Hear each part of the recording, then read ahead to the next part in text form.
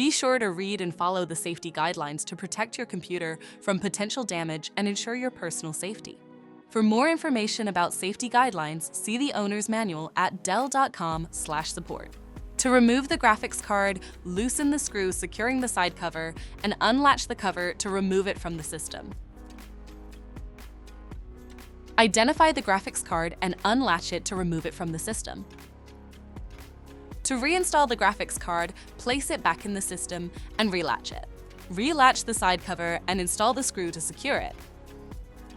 For more information about your Dell system, visit dell.com/support.